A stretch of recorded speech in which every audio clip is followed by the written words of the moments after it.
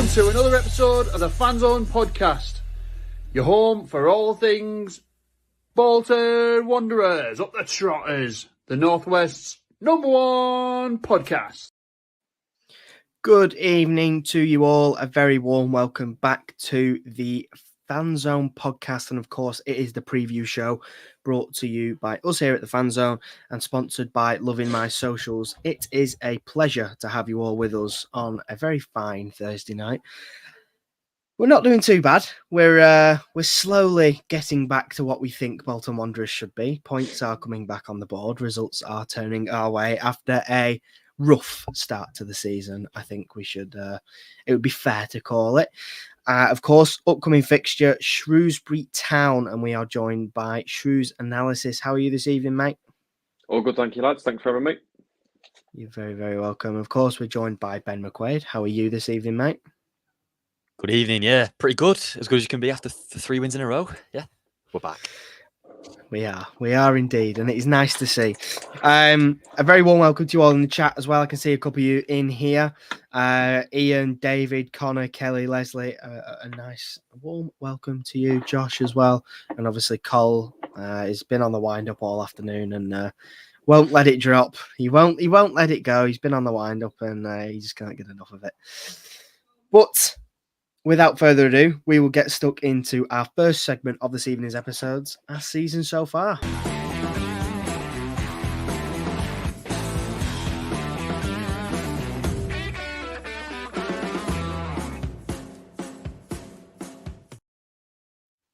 So, I want everyone in the chat to summarise we'll give you 3 words in the chat for how our season's been so far.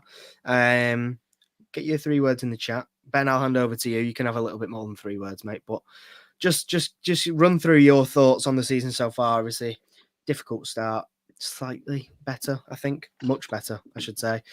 How are you feeling now heading into Shrewsbury? Yeah, feeling good. I mean, it'd be a pretty rubbish podcast if all I was allowed was 3 words, wouldn't it? Yeah, feeling good. I mean, the last 3 games are the perfect response we could have had. Really, it started with Reading, which was, as a 5-2, there was still a couple of negatives in there, which we highlighted on the show the other week. The defensive display wasn't the best. So we backed that up by going to Crawley. Basically didn't let him have a chance. I think it was 0.28 XG they had. They, basically did not threaten us at all after having 68%, but I think it was, possession. And then again on Tuesday night, Northampton away, horrible conditions. Could have been, it's maybe in a past season where we would have gone to and kind of shied away. But no, really fast start. McAtee and Thomason, 2 great goals, exploiting their high line. And then carried on in the second half with Toll from a back post from a corner, which was terrible defending, let's be honest. How he can be open about 5 yards out of the back post is awful. And then, Charles rounded it up to make it 4-0, and he could have made it 5-0 if he'd have squared it. Instead, we conceded 2 sloppy goals towards the end, which, we'll focus on the positives. We'll shrug it off and say if we were 2-0 up, that wouldn't have happened. But yeah, it's been a pretty good, 9 days following a pretty awful few weeks. I think on an out of 10 scale, it's probably still about a 5 because, we're still mid-table. We thought we'd be, look, it's early days. The table doesn't really matter at this point. But in certain terms of points picked up, we probably expect, maybe 3 more at this point. But yeah, pretty good at the minute. Absolutely. I think what you said about the table is a good point. Obviously, we're in 11th place, mid-table. However, we are only 3 points off from being well into the mix of the playoffs. Yeah. And obviously, we've got a game in hand on teams like Wrexham and Barnsley. So it's not without question that we beat Shrewsbury and things look slightly different. I think one team that will be saying the table does matter is Colin's favourites in Birmingham. It seems a little bit unfair. I think we might just have to stop talking about them because just write them off. But on the adverse end of the table, Shrewsbury Town are currently looking a little bit worse for wear, I think it's fair to say. Obviously, they had a little bit of a rough season last year. It wasn't great. It wasn't, obviously, you managed to avoid the drop. But 4 points in 9 games doesn't make for great reading. It's an important game. Even a win wouldn't bring you necessarily out of the relegation zone unless you could tip the goal difference that Crawley have. I mean, what's gone wrong from a Shrewsbury Town point of view, and just summarise to us really the start of your season and how it's gone. So starting with the first question there, mate, I think in terms of what's gone wrong, it's maybe more a case of not so much what's gone wrong, but just what's not been allowed to happen. You know, the club, the size of the club that we are as a club, we've not really progressed from an infrastructure, a finance perspective since we came up into League One 10 years ago. Really, our budget, I don't have any figures to back these up, but you know, our budget has stayed the same. The chairman's been the same for 28 years now, I think it is, and that is the big thing which a lot of our fans are talking about, and it's been at the forefront of people's minds for the past, well, probably just over a year, 18 months or so ago now, since Steve Cottrell left, really, when it became apparent that there'd been a significant overspend and we'd spent more than we had. Basically, that's something that the chairman was always determined not to do.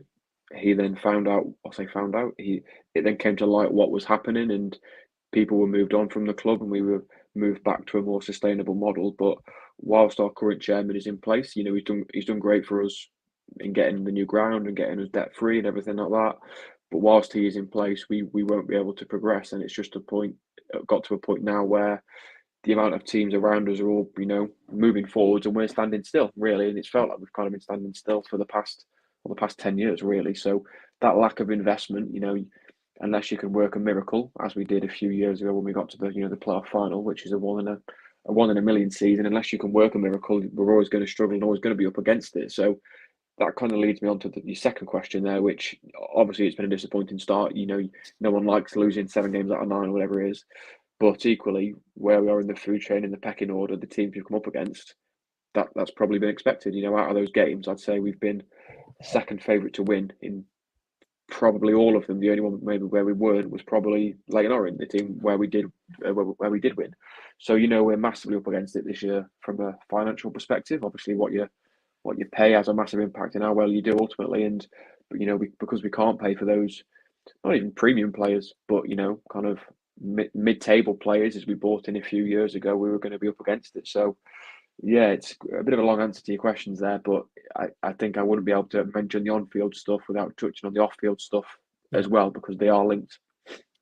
It is worth mentioning, I've looked at sort of your fixtures throughout the start of the season, and I mean, you've not had the easiest start. I mean, looking at the teams, you know, you've had Huddersfield, Charlton thrown in there, Rotherham, Stockport County, which are all teams that I think when we did our predictions at the start of the season, I think most of them, apart from maybe Mansfield, we had at least in the top 6. So it's not been an easy ride by any stretch of the imagination.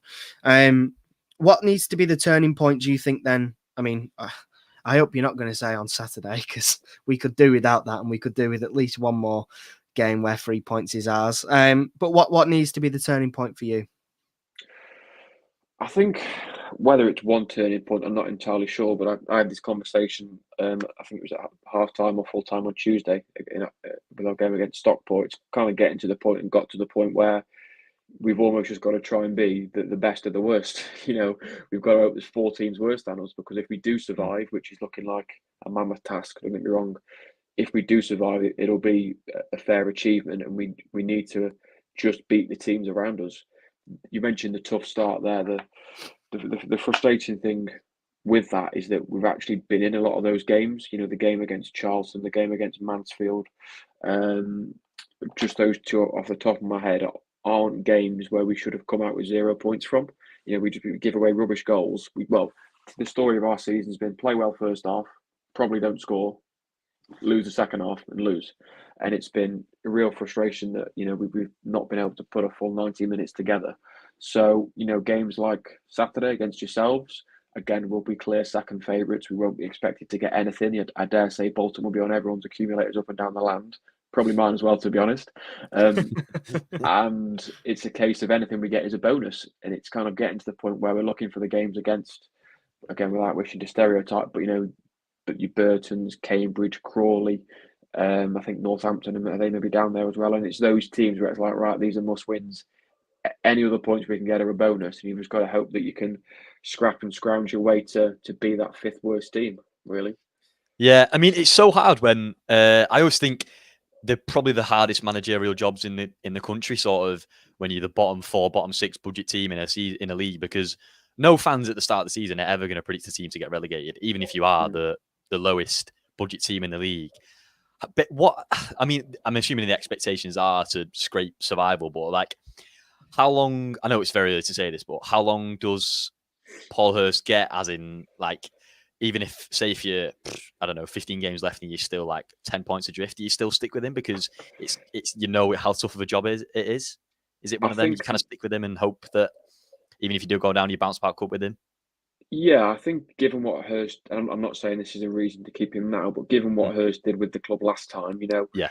The chairman made no secret his admiration for Hurst even after he left. So I would be very, very surprised if the chairman pulled the trigger at any point, regardless of where we were, to be honest.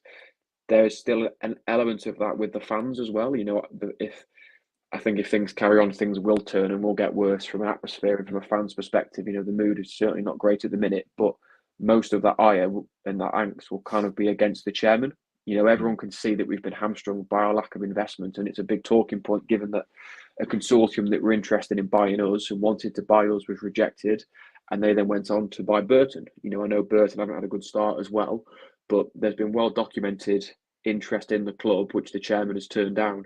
And it's, for me, the fans, most of it, is it the chairman for not allowing that investment and for restricting us from doing that. The analogy that I use is that it's a bit like Arsene Wenger at Arsenal when he was getting towards the end of his tenure.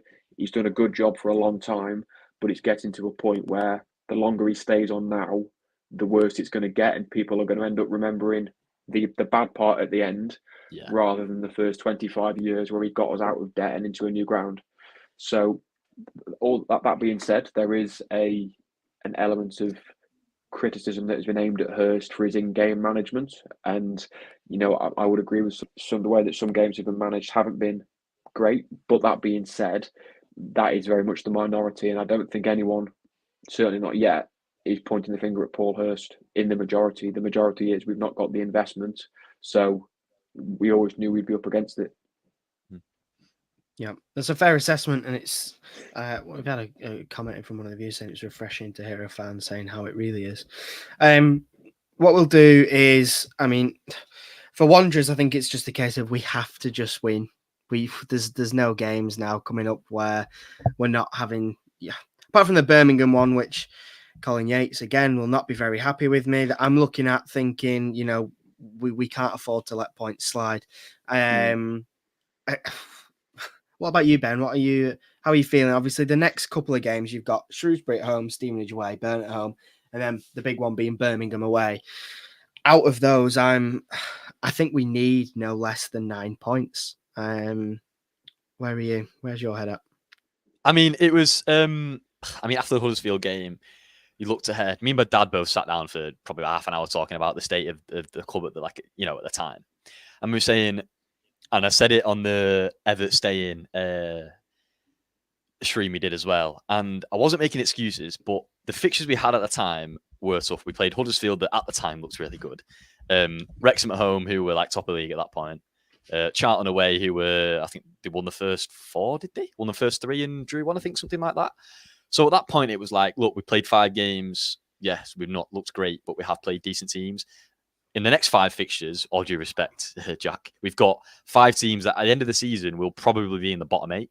So these are the games we have to win. Like it was earmarking 5 in a row we had to win, and everyone laughed really, thinking, look, at this point, the way we're playing right now, we're never going to win 5 in a row. We're not even going to win the next game. So we've won 3. So that was aimed at you, Colin. Yeah, I can see him in the chat. Yeah, I remember a distinct, we're not going to beat Reading. We're not going to beat Reading. What happens if we lose then? Don't worry, keep the faith. It has to be 5 wins from these 5 games, and then we go into the run of Birmingham, Stockport, and someone else, Rotherham, I think it was. And then it's, see what you can get from then. Birmingham away. I don't think anyone's going to go there this season expecting to win. It's win these 5 games and then see what happens from then, really. Absolutely. And we will now head into the next segment, which is slowing down a little bit. It did seem towards the start of the season like we were going to have a little bit of a problem. But thankfully, people are coming back, and it is, of course, our injury update.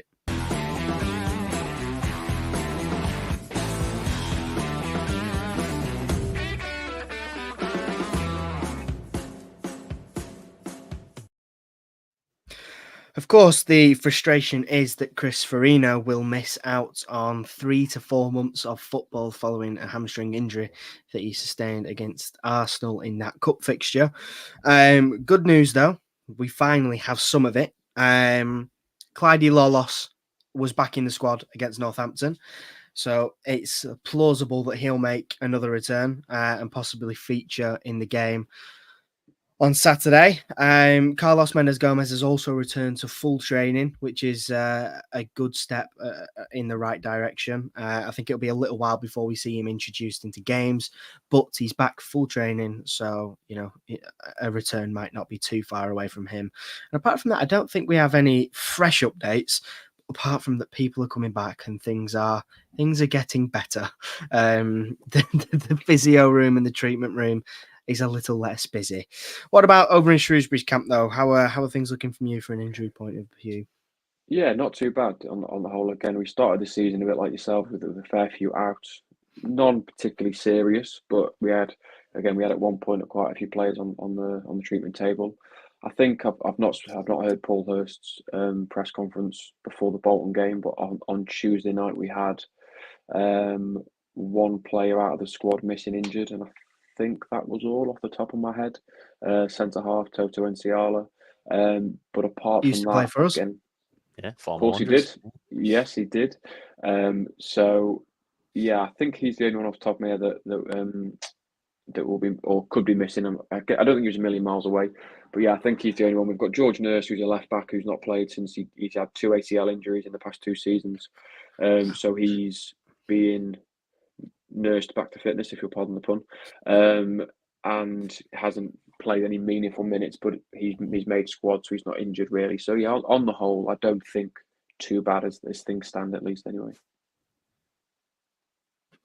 Good stuff. It's nice to hear that we aren't the only team that started off the season with somewhat of an injury crisis. I mean, we had it all last season, and it was just an absolute nightmare. Yeah. What are We've you had a couple as well over the past few years, and again, it makes things hard before the games even start. It does, and I mean, I would say, I think this is up for debate, but I would say that cost us our promotion last season, the injuries that we had.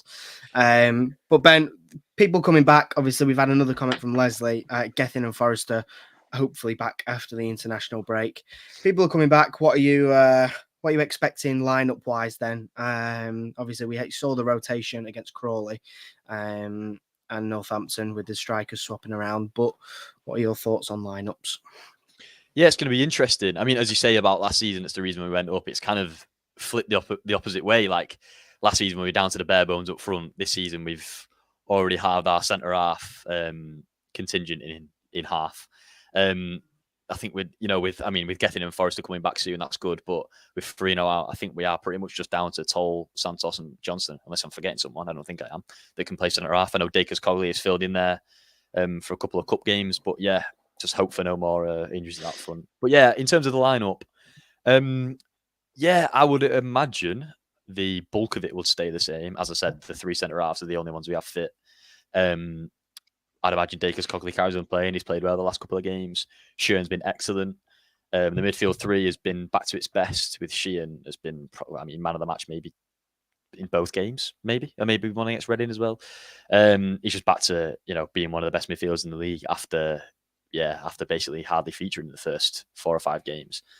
Dempsey looks fully fit as well, which we've not said for probably about 18 months, which is nice to see. Yeah. And George Thomason has regained a little bit of form after poor 4 or 5 games at the start of the season. So I would imagine the midfield stays the same. Might be one for Jay Matete, just because the midfield 3 have played. I think Sheehan's played all 3, hasn't he? Wednesday night, Saturday night, and Tuesday night. I think it was Dempsey has as well, hasn't he? So one of them might come out. Wouldn't surprise me. And then up front, it's a difficult one, really, isn't it? Because all 4 have played in the past week, and all 4 have performed. I'd say Adebayo is the one that's looked the weakest in the last 2 games, which ironically is the one I was saying we has to start after the Reading game. So yeah, look, it's with Clary Lawless back as well. It'd be nice to see him get a cameo off the bench. I mean, I was gutted to lose him after the first game because I thought he was going to be really exciting for us. And he's come back earlier than expected, which is good. Yeah, with him and Mendes Gomez back soon, like the strike force we could put out is like ridiculous, really, for the league. But I would guess on Saturday, Charles is going to start. And then I think next to Charles it's McAtee or Adebayo, just because they're more physical. And I would think he'll go back to Adebayo. Yep. In a strange turn of events, one of our channel members, Pete, has put a comment on. Must be a small world. And he said, it's nice to see my neighbour's son as a guest. So, so Jack, you are supposedly Pete's neighbour's son. I can confirm that is correct. I am. Small world. It is. It is indeed. It is indeed. Who would have thought it? On that note, we will move on to our next segment, Pub Watch.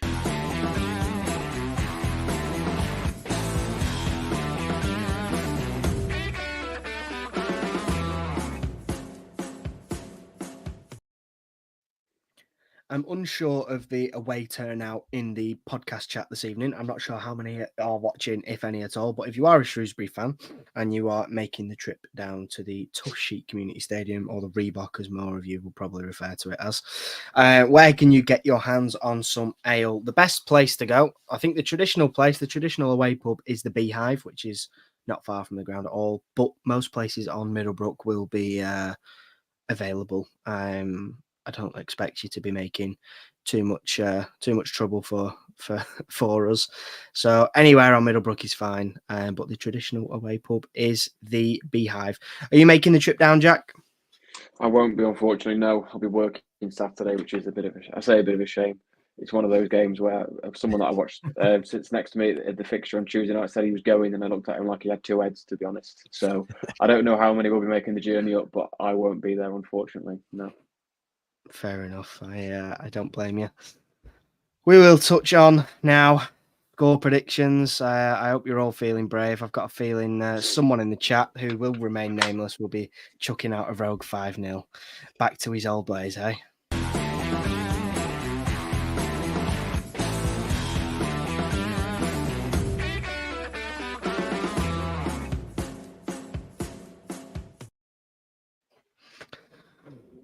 He's not here, but we may as well hand over to him first. Go on, get your score prediction in the chat, Cole, because I know you're dying to.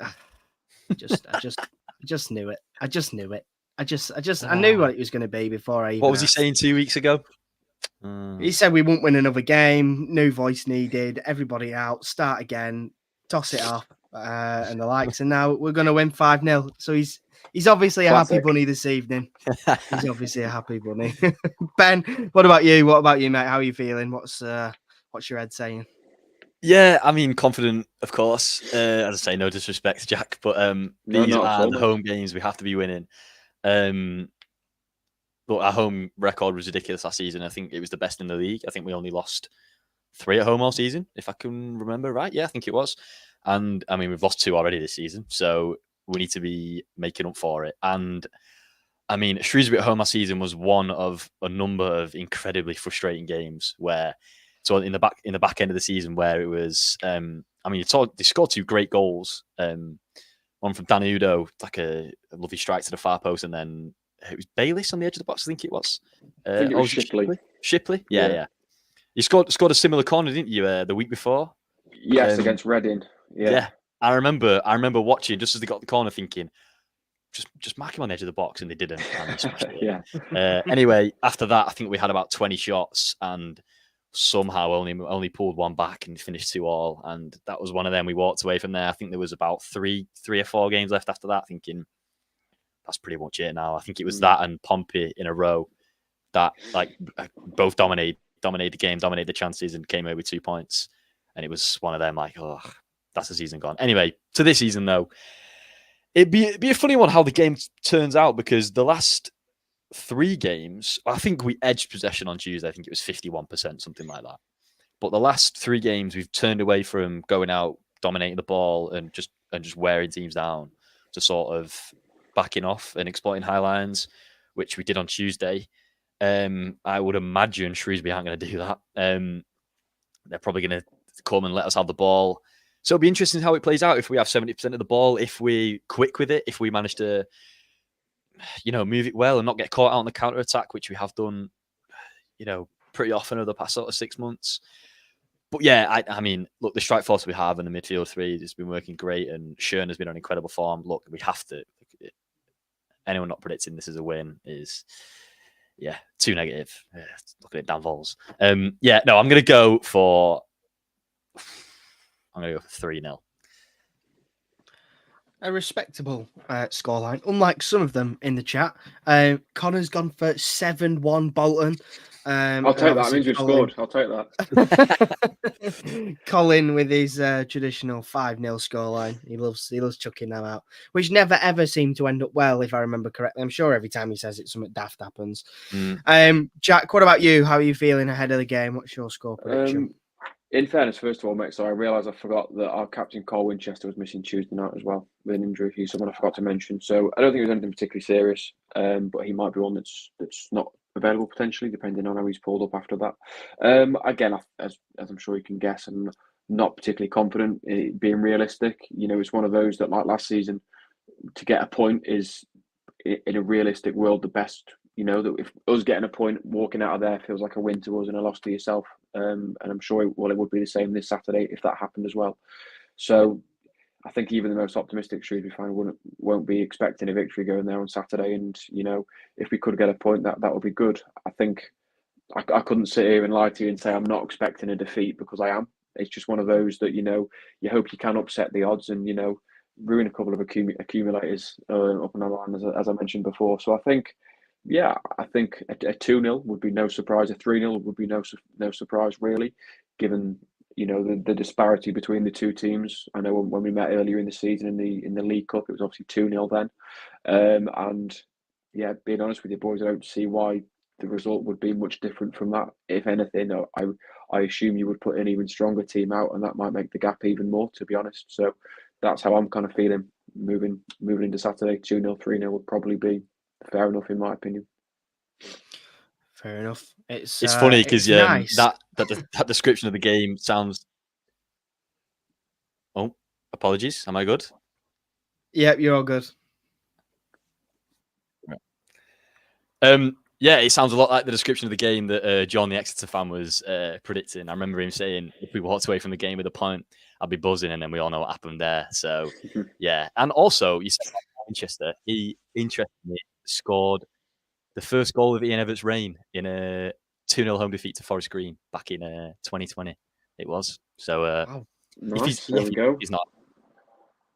Going to say he doesn't score many. He's just made his 100th appearance for us, and he scored once, which was this season. So it's pretty bad times if Winnie Esther's scoring against you. Yep. And the chat, I don't think we've had any more apart from Daniel, who's gone with a 2-0 win. I'm confident as well. I'm gonna match it. I'm gonna go 2-0. I don't think it'll be a terribly easy game, but I think we should have enough to get the job done. But that rounds off this evening's episode. It was a pleasure to have you all in the chat with us this evening. Thank you very much for your contributions, as always. And thanks to Jack, our guest. If you want to check out Shrews Analysis, their link is in the description. You can go and find them over there. But thanks very much for joining us, mate. Thanks for having us, guys. Always nice to speak to like-minded fans. So yeah, thank you very much for having me on. No worries. Thank you very much. It has been a pleasure. Until the next time, though, take care. You've been watching the Fanzone podcast with a preview show sponsored by Loving My Socials, and we will see you all on Sunday, hopefully with 3 points in the bag. Take care.